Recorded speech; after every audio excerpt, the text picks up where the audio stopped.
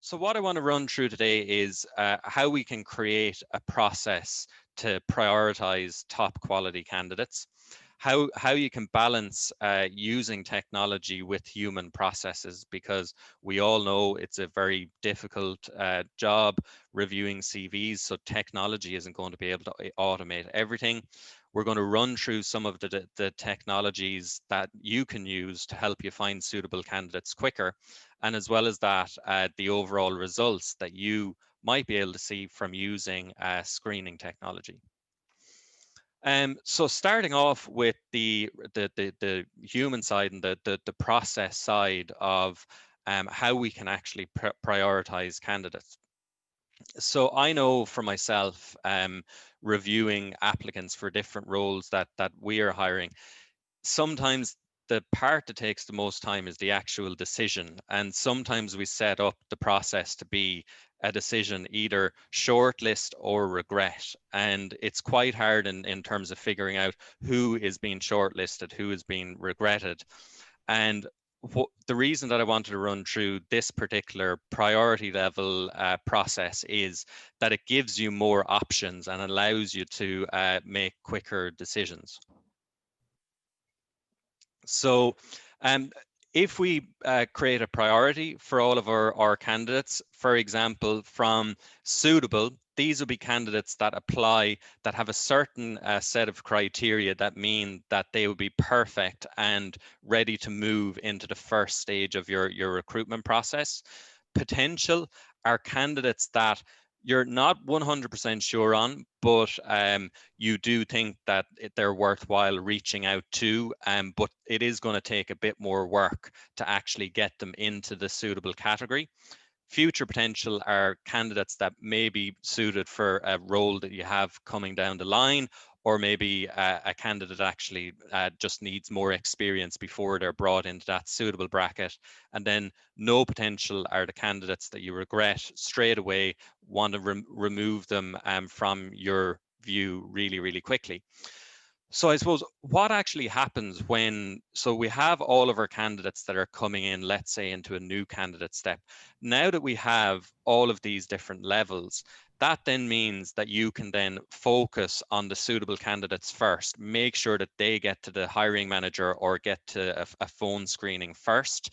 And then the potential, then you might work on them as the second priority, and the future potentials will be last. That means that you're now going to be getting back to the right candidates a lot quicker. And this isn't even with using technology.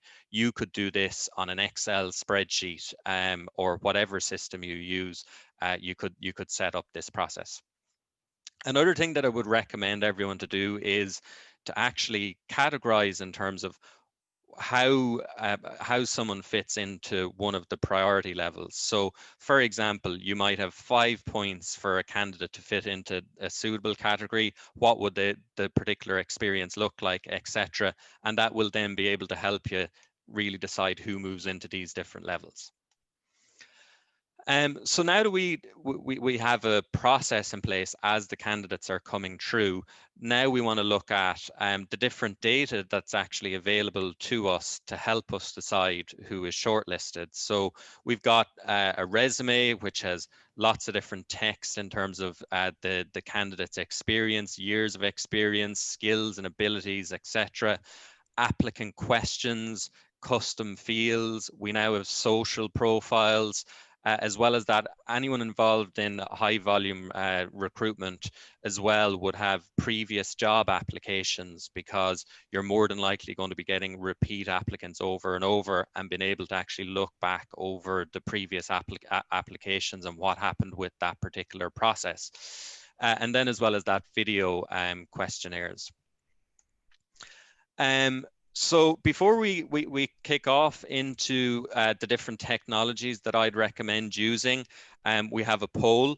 And the poll is, what are the biggest issues you encounter when reviewing CVs? I think it'd be great insight for everyone just to get, so I can make sure that maybe I'm focusing more on these in the presentation.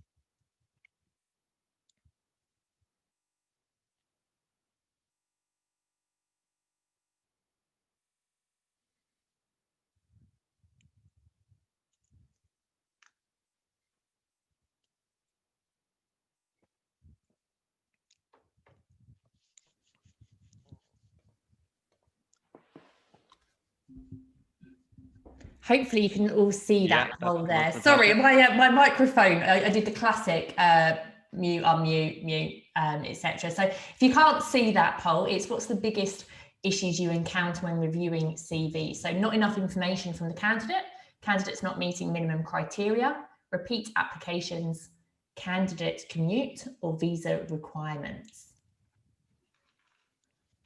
Sorry, everyone.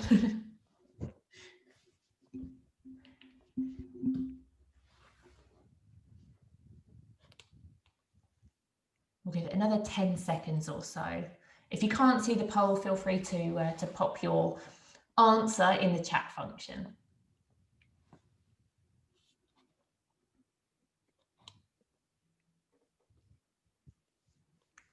Okay. Hopefully you can see the results as well. Yeah, minimum criteria is the strongest one here, I see, yeah.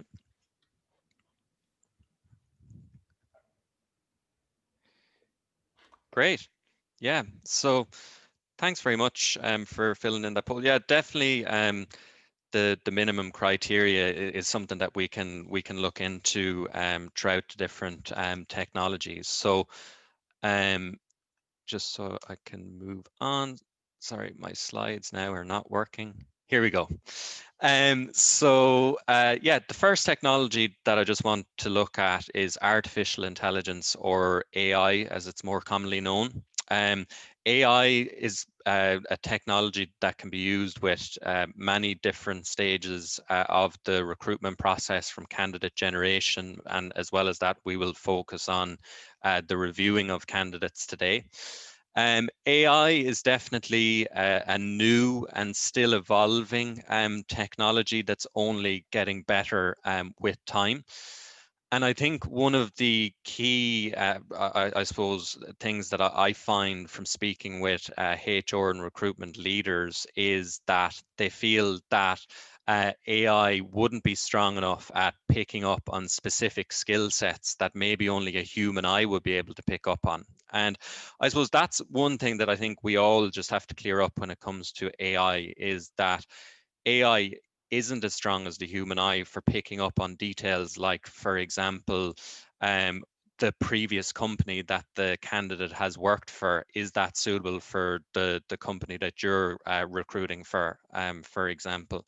But definitely is very, very strong at being an aid. And what we're trying to do here is we're trying to make sure that in the previous slide, where it's 1 in 10 candidates are being shortlisted that you're viewing, we want to just make sure, and AI will be able to help you with that, increase to, let's say, out of every 10 candidates, between 5 and 8 would be suitable, and that would just make your life easier and an aid to your process. So how AI works when it comes to CV reviewing is that you're posting lots of information when you're posting your job, whether it's job title, the key skills, the abilities, the years of experience, lots of data points that can direct the AI to help you with the shortlisting. When candidates apply, they apply with their resume and lots of different information. AI then will grab out different data points like job title, their skills and abilities, and match it up against what you were looking for when you were actually posting your job, and then give a recommendation.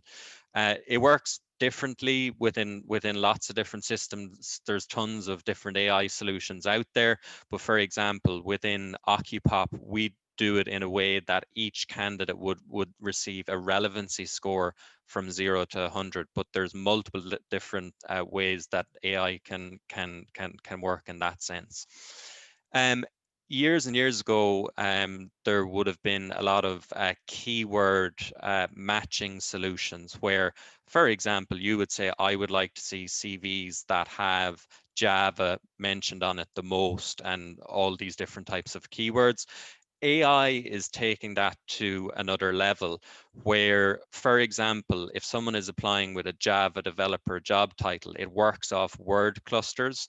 So there'll be different word clusters based on the particular job titles. So for example, Java developer fits within software engineer or software developer or senior software developer, and that just makes the matching a lot more accurate.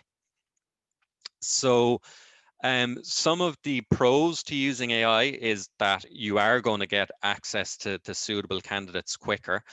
As I said, we just want to make sure that you're reviewing candidates that meet the criteria a lot sooner in the process, because you're going to then be reaching out to the candidates when they're most interested, and they're going to be a bit more engaged in your process, whether it's coming back on interview requests or filling in documents and everything like that.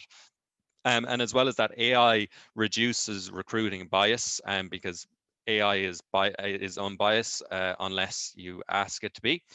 Then cons would be that AI currently isn't strong at predicting soft skills. So for a lot of customer facing roles that require soft skills, and that being one of the core parts, it wouldn't be strong at that. It requires a lot of data that you would need to include, let's say, in your job descriptions about the type of candidate that you're looking for, to provide accurate matches. And as well as that, still requires a lot of human interaction, which personally I see as a good thing. But from speaking with a lot of people in recruitment, some people set the expectation of that if they're thinking of implementing an AI solution, is that I want the AI solution to be able to cut out shortlisting completely, and that's just not possible to do. Some tips if you were implementing an AI solution is that make sure that you implement AI as an aid rather than doing the job for you, because if you think it's going to do the job for you, you're only going to be disappointed. Whereas if you are using it as an aid just to help you do your job better, you're going to really see strong results from using AI.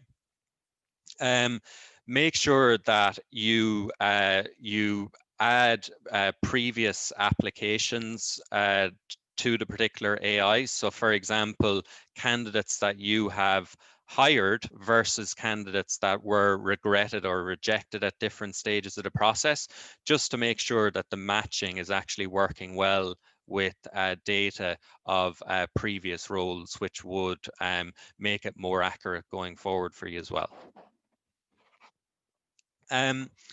So the next technology that has been around for years and years is screening questions, but now it's possible to actually use screening questions to filter out the applicants maybe that may not be meeting the minimum criteria. Another way that you can use screening questions is, so if you ask yes and no and multiple choice questions, you can create a rating system per answer. And this can be very useful. So for example, if the key requirement of your job is that the candidate has to be based in London, you could ask the question, are you currently based in London? If someone answers yes, they get 10 points. And if someone answers no, they get 0 points. And that can be really strong if you couple the screening questions with artificial intelligence, because as we know, AI is really strong at picking up on data matches, whereas it isn't strong on the soft skills and key requirements like location, visa requirements, etc. So now if you couple both of those together, it creates a really strong relevancy match. So when the candidates apply, again, you could set up a solution where you will have candidates that answer the questions best up the top, lower at the bottom, or been able to filter to specific answers. So some of the pros definitely would be that it is allowing you to get into the nitty gritty of all of the things that I've just mentioned. Very strong, especially for roles that require certain certifications or qualifications. An example of this would be if you are recruiting in the healthcare industry. there is normally like key qualifications that you would need or certificates, and this solution then would allow you then to rule out the candidates that actually don't meet that minimum criteria. And as well as that, one thing that I find asking these screening questions is that it provides a lot more context on the candidate versus the requirements that you have. Typically, what you would have maybe asked on a phone interview, on the initial stages of a phone interview, can now be asked in the questions. So you now have a lot more information on the candidate without having to put that 10 or 15 minutes into qualifying the candidate on a phone interview. Some of the cons with the screening questions would be that it can increase candidate drop-off, and as well as that, sometimes the candidates may not be truthful with the answers, in the off chance that maybe the candidate knows that you are looking for someone that's based in London, so they may just add that as their response. But trying to kind of counteract in terms of some of the cons, what we would be recommending for avoiding drop off would be 3 and 5 questions per role. And another big thing, people think of the drop off from questions, but typically what we see is that there is a drop off if you're asking for a paragraph of information. But in this case, we're only asking for yes and no and multiple choice answers. So we're not asking much from the candidate, and it's very, very easy from their side. Um, but when we come to providing multiple answers to make sure that the candidate doesn't know what the desired answer is. So let's go back to the example of, are you currently based in London? Yes and no. If we were to add willing to relocate as being part of the answer options, that would mean then that the candidate wouldn't really know which is the particular right answer. If they're not based in London, they will then choose willing to relocate as the option, but you can have more of the score focused on the actual yes answer. And only create questions for key requirements, just to make sure that we're not asking too much of our candidates. So the next piece of technology that you could use, or this is something that you could also do manually using Excel, for example, would be screening scorecards. So basically, if you were to create what are the actual key requirements for your job, and then as the applicants come through, you would then fill out to see if the candidates are meeting the minimum criteria that you have. And then you can create also a scoring metric for this. So then you would only progress candidates that meet a certain requirement. Screening scorecards, they really do improve and make sure that only high quality candidates are starting the recruitment process. It does make the whole process more process driven, where essentially it'll just make sure that instead of you viewing an application and having a particular checklist in your mind, that this will just make sure that you know exactly what you're looking for on the CV. So you would look at your checklist and you're looking for that particular experience on the CV, etc. So it just kind of makes it a bit easier on that side. And again, works very, very well for specialized roles that have key minimum criteria that you would need to find already within a particular application. Some of the cons, personally, like I do think it's a time consuming process. You know, if you have quotas of candidates that you need to get into the initial stages of the process, it could slow you down. And especially at the moment with the extra applicants that we're all receiving, it can increase your time to hire, because you're kind of clogging up the review stage a bit more than maybe is necessary. So definitely wouldn't be over complicating the scorecard again. And you want to use a system that allows one click submitting of the answers, and it just makes it easy, because otherwise it's going to be a time intensive process for you. So other considerations that I think we can kind of take into play here are ensuring that your job specs are attracting the right audience. That's one thing that be very, very important. When I think of, so we're getting a high volume of applications in, so that means that we're not struggling in essence to get volume. So maybe what's happening is a feedback that I get is that we feel as recruiters that the candidates just simply are not reading the job descriptions and are just clicking apply. So maybe one thing, if we think about if you're reading the paper and you read the headline of the paper to decide if you read on, maybe that's one thing that we could start implementing into our job descriptions is a small bit more information at the beginning in terms of what the ideal candidate looks like. So then we're making sure that the candidates are seeing this from the beginning and making the decision in terms of whether they're actually going to apply. We then really, when it comes to high volume, we need to really look at the channels that we're using for our vacancies.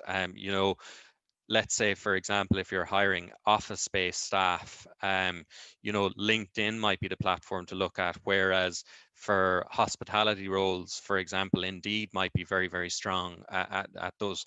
So you kind of just want to make sure that you're attracting the right audience. So, and maybe use that from like previous data that you have from reports might be able to show you in terms of where your hires are coming from. So you might focus more on those particular channels. Another part of the prioritization piece was the future potential. So creating talent pools or folders of candidates that might be able to meet that criteria in the future will be very, very strong, because then you have quick access to these candidates. Um, for I know it is possible as well to use video interviewing tools at the initial stage of the process, which may be very, very suited if, for example, you're hiring a lot of customer facing roles where you need to check, for example, for language level, etc., and overall presentation. That might be very, very useful to implement. And then as well as that, if you're not using an applicant tracking system or whatever applicant tracking system you're using, you just want to make sure that you have on the candidate profiles very, very easily all the information that you need to shortlist an applicant really, really quickly. And you need to make sure that it's fast. There's not too many clicks, because these are all things that slow you down when you're reviewing candidates as well. So that would be another thing that I would recommend. So here's some of the benefits that some of our customers have seen from using different technologies like AI and automation. So 65% reduction in CV review time, reduction in time to hire, and a faster hiring manager review time as well. But overall, no matter what system you're using, or if you decide that you might want to implement an AI or some of the smart screening questions, overall, the benefits that you would expect would be an increase in the quality candidate volume, decrease in interview no-show rates. That would be because you're going to be able to get back to the right candidates a lot quicker. And then as well as that, you're going to have more time to focus on the human side of hiring and actually supporting your candidates through their journey with you, rather than being focused on the initial review stage and getting to just speak with your candidates more. And as well as that, there would be a reduction in staff turnover, because there is a higher chance that you're going to be hiring the right candidates the first time round. So that's pretty much it from me. Today, we have Alex from Ainscow Crane Hire, who is going to run through a real life example of how he reviews and manages his applicants. So I am going to put you over now to Alex, and Thanks very much, everyone, and I will be talking to you at a later stage in the webinar. Hi, everyone. As David mentioned, I'm Alex from Ainscow Crane Hire. I'll just share my screen so you can see everything. Right. Is that on the right one? Looks Yeah, perfect, Alex. that's perfect, Alex. Yeah. Okay, right, excellent. So just a bit of background about me. So worked in recruitment for just over 6 years. Started off an agency, came internal last year. I've been with Ainscow since October, so just over a year now. And obviously a lot of stuff has changed in quite a short period. So obviously straight after Christmas, kind of February, March, obviously we came into COVID, and that obviously changed a lot of things. Obviously, certainly within the construction industry as well. Obviously, we kept going. So it was quite a busy time. We actually kept recruiting, which was quite a good thing. I'll just move on to the next slide. So who are Ainscow Crane Hire? So we're the largest crane hire company in the UK. We've got just over 400 cranes. Our next nearest competitor has got 175. So you can see the difference in kind of quantity of cranes that we've got. We've got 30 depots nationwide, ranging from Invergordon at the top of Scotland down to Exeter in the southwest. So we've got a true national coverage. We work on large infrastructure projects with big key players in the construction sector. So we don't tend to get involved in your kind of smaller things like lifting hot tubs over houses or anything like that. They tend to be the bigger stuff. We've got a key focus on safety as well, and that's one of our that's our key message and one of our biggest messages, and that makes us kind of one of the best in the industries because of this. Obviously, construction and certainly crane hire is a high risk industry. So the fact we do have a kind of key focus on safety is a big thing, for not just for our customers, but also people who work in the industry as well who want to come work for us. So we service our fleet more than anybody else. We've got more industry experience and knowledge than anybody else, and we've got more cranes closer by than anybody else as well. So we've got the most depots split nationwide, and this obviously helps with kind of recruitment as well. So a couple of examples of projects that we've worked on. So top left is Embassy Gardens Sky Pool. So that was about 2 or 3 weeks ago. So some cool pictures from that. Petrochemical sites. So a couple of you may live, quite close by to these petrochemical sites. Obviously quite prevalent with COVID. We worked on the XL London Nightingale Hospital, so helping install the oxygen tanks that were installed there. Down the bottom left, footbridge installation. So we do a lot of bridge installations. Obviously, we've got things like HS2 as well, which are going to be massive. So a lot of the gantries and kind of assisting with that. Wind farms. So that was a big kind of project a couple of years ago, and it's actually becoming more prevalent as well, and getting a lot busier with that side of it. And tower crane rigging and de-rigging as well. So all the tower cranes that you see in kind of city centres and things, they have to be put up by a mobile crane. And we've got a lot of the kind of key contracts with a lot of the big tower crane companies. So first of all, why do we get a high volume of applications? So we're the market leader. We're an established brand. We're well known in the industry as kind of being the best. We're well known for being a leader in safe practices, and this is quite a big thing from a crane operator point of view and people that actually work on site.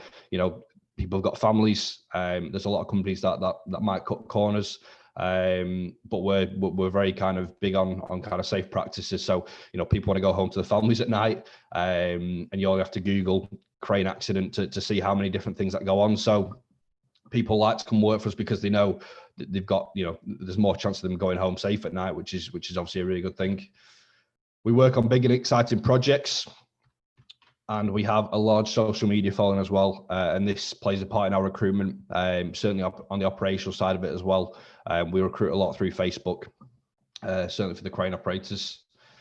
And we've got a national footprint of geographical locations and depots. So we're recruiting nationwide. We're not just kind of penned into one kind of area, and this obviously increases the amount of applications that we get and volume as well. So we changed our ATS back in, I think it was May, June time. So kind of during COVID. And that is when it really started taking off in terms of how we started recruiting. But what was it like before we switched our ATS? So process was slow. There was a poor user interface. It was really tough to use. There was a lack of multiple outlets, so we didn't have great exposure to the market. There was a poor candidate and user experience. Like I say, poor exposure to the market, and we got a limited number of applications. So the hiring process with a new ATS. So what was the hiring process? What has the hiring process been like? Sorry, with a new ATS, and how has this changed the candidate journey and made it better for them, which is the ultimate goal? So it's a lot faster. People get moved through the process a lot quicker. There's a great user interface from a recruitment point of view, from my point of view, which I guess aids how quick we can move people through the process. We've got multiple outlets leading into one system. So all we have to do is advertise via the one ATS, and it goes out to a number of different places that we select. So we've got really good exposure to the market now, which we probably didn't have before.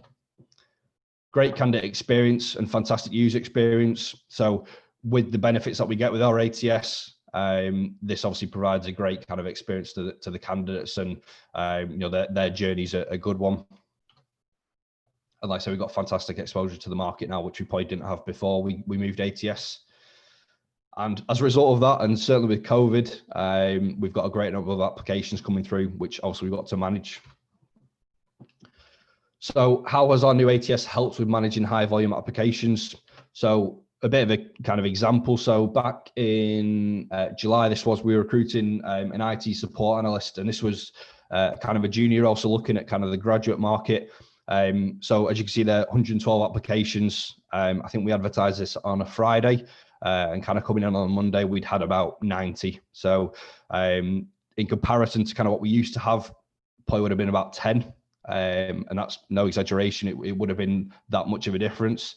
So obviously this posed quite a big, not a problem. It's a good problem to have, having this many applications to choose from. But obviously you've got to change your kind of ways of working, and by having a good ATS, it speeds along the process, but also keeps, I think there's probably a big emphasis on kind of time to hire, whereas actually the quality of the hire is a big thing.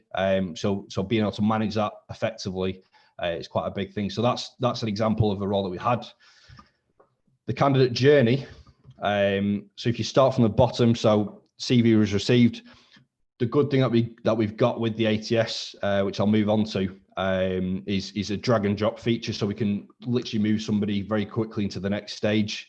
If we're scheduling any interviews, whether that be a phone interview, a Teams interview, or a face-to-face interview, what you can do is you can send out, let's say to 15, 20 candidates, the same dates and times that gets sent to them. And then the candidate picks one of their dates and times, and then the next person, it's taken off there. So rather than having to kind of manage diaries of the hiring manager and the candidate, oh, I can't do this time, I can do that time, and switching all the time, it's done in one kind of click, really. And that is massively sped up the process for us, in a good way. So massive kind of increase in the amount of applications that we had to that job, but we managed to fill it in 2 weeks. And I guess the kind of good thing was is we're recruiting for IT. So we've got a hiring manager input in the system, so they can log into the system, only see their particular job, and we can actually use the comments section to kind of put feedback in of what I've kind of gone through on the phone interview. So that was a really good hire, and he's doing really well now, the person that kind of came into the business. So kind of key metrics, kind of from before and after, and how a good ATS and kind of how it's helped us manage the volume of applications that we've had since COVID. So just before, this is 3 kind of examples really. So invoicing administrator, area sales manager, and hire desk controller. So before, you can see kind of how low the applications were, the number of applications, what we've got now, and the difference of what that is. So obviously that poses a new kind of challenge, if you like. It's a good challenge. I'm never going to complain about having too many applicants. But I guess the kind of key thing of this, and the kind of key thing that to kind of get across in this, is how technology improves the process and how it makes it not just quicker for me, but also better for the candidate, and provides a better experience for them as well. So massive kind of difference in what we get now to what we used to have. And time to hire, again, massive change. And the hiring managers that I've worked with, and certainly my boss, who's the head of HR, has kind of praised us for this, with the kind of time to hire. And like I said, there's usually a key or kind of big emphasis on time to hire. I think as long as you've got good exposure to the market, and you're not kind of cutting yourself off and just trying to get it filled as quickly as possible, and you're actually focusing on quality, by using the ATS, you can do that. And we've noticed, like say, you know, on average, kind of between twice as fast to kind of 3 times faster time to hire. But kind of within that, we've got more people to choose from, and you know, the quality is better as well. So you kind of hitting 2 nails on the head there. So a good ATS, is it worth it? So we've got candidate scoring, like David mentioned. You've got the AI, which is obviously the kind of automatic side of it, really, and taking that human element away. So that's good. But we've also got the smart questions as well. So, like you said, you know, 3 or 4 questions that we add in, usually on location. If they got the right, you know, certainly for the crane operators, have they got the right licenses or tickets? If they don't, obviously they get scored down on that. And that's a really big thing for us, so we can focus on the highest scoring candidates. And I've yet to come across a time when the score hasn't played a part in it. So if it's filtered on the highest score, they do tend to be the best candidates that you get, and you can focus a lot more time on them and getting them through the process quicker, rather than the people that score very low and probably just applying to a job because it's a job. Drag and drop. So before, it was a very clicky process that we used to have, whereas now we get a candidate, we move them straight across with literally 1 click, and that is, I mean, you're talking little minute things, but they all add up, and certainly when you've got 112 applications, being able to drag and drop them is massive. Commenting on candidates, so we've now got the ability to have logins for the hiring managers, so they can see their own jobs, and you can also at them as well, a bit like you were doing like Twitter or something like that. So I can at the hiring manager in the comments, write the comments that I've got from the phone interview, and they get a notification then. So you're not having to download CVs, email it backwards and forwards, and it just saves a lot more time, which is obviously great, not just for me, for kind of speed, but also for their kind of input and their kind of buy-in on the role as well. Interview scheduling. So like I said, we're not having to go backwards and forwards with people, you know, who could do certain times, who could do certain dates. You send them the dates you've got available, and they select a time, and then the next person who, it's kind of a first come first serve basis. So as soon as one kind of time's gone, the other person doesn't see it then, and it just saves kind of double booking people and having to change things, and that is a massive kind of time saver, and great for the candidate as well, because you're not having to kind of reschedule their interview 2 or 3 times, and if somebody's in work, having to get time off work, it plays a massive issue. So that's a really big thing for us, which has been great. So a good ATS, is it worth it? Absolutely. So before we kind of changed ATS, like I said, we had quite a poor ATS, which we were just kind of ticking by, but I think it came at the right time to kind of change it. And unfortunately, kind of with how COVID's being able to manage that through a really easy to use system has been great for us, and it's definitely sped up the process. You know, you get the volume of applications, but you know, at the end of the day, it's about hiring quality and making it easy for me, but also making it a good experience for the candidate as well. And that's what we've been able to do, and hopefully what we'll be able to carry on doing.